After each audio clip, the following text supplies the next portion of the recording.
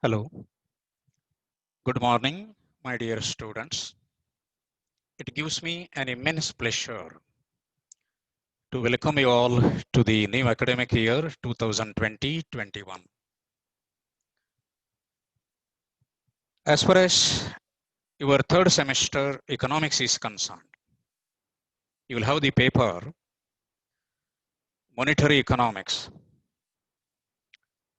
This paper mainly deals with money and banking related issues. As you know, we have been passing through a very difficult time of COVID-19. That is why we have arranged online classes. I hope all of you will enjoy the online classes.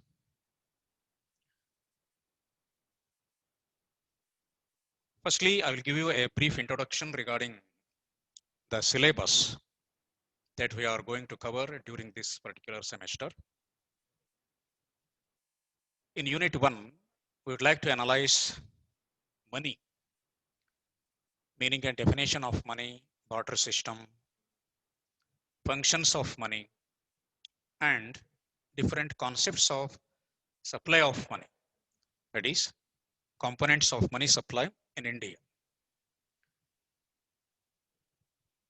Unit 2 analyzes measurement of the value of money with the help of index numbers and different theories analyzing the value of money.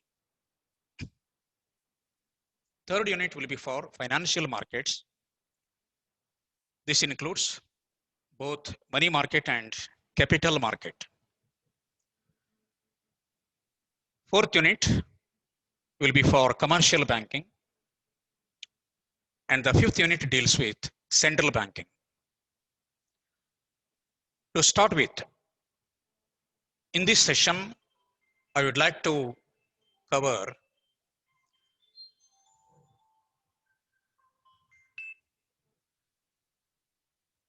the meaning and definition of money. At the same time, the difficulties of barter system. What is money?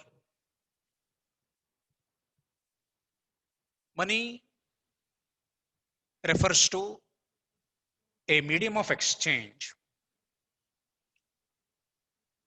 Any commodity can become money. So money is anything which is generally accepted as a medium of exchange. Different economists have defined money in different ways.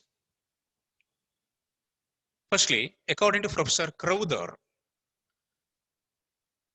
a well-known monetary economist, he defines money like this. Money may be any commodity which is generally accepted as a medium of exchange, which acts as a measure and store of value. Therefore, to define money, we have to consider four important aspects.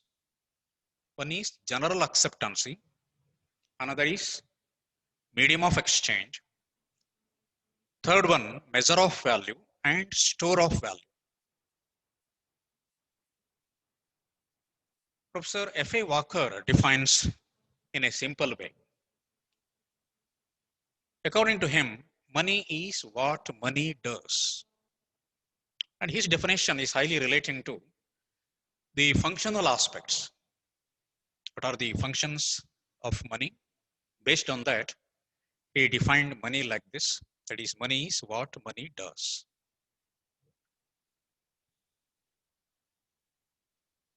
You know very well, money is one of the greatest inventions of man, next to fire and wheel.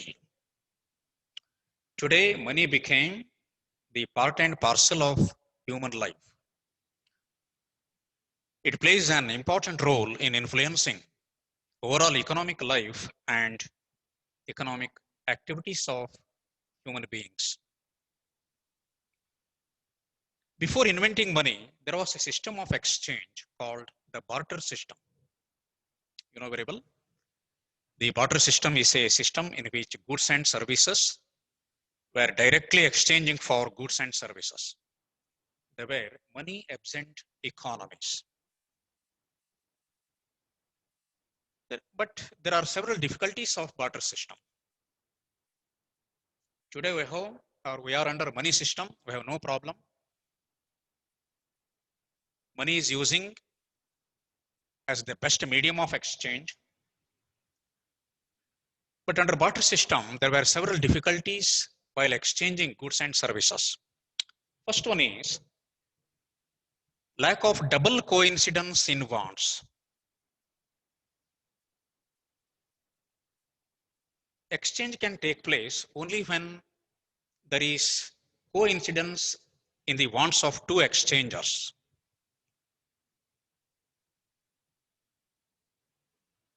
For example, there are two persons, say X and Y. X has wheat and Y has rice. X is ready to exchange his wheat for Y's rice, but Y does not require wheat. He requires only jowar. In this case, exchange is highly impossible. So lack of double coincidence is the major problem under barter system. Another problem is difficulty of measuring the value of goods and services. Under money system, we can measure the value of any commodity or service in money terms. For example, the price of a pen, rupees 10, price of a notebook, rupees 50, price of a desk, rupees 1000, like that. But under barter system, it is very difficult to measure the value of goods, especially in case of services. It was very difficult to measure the value of services.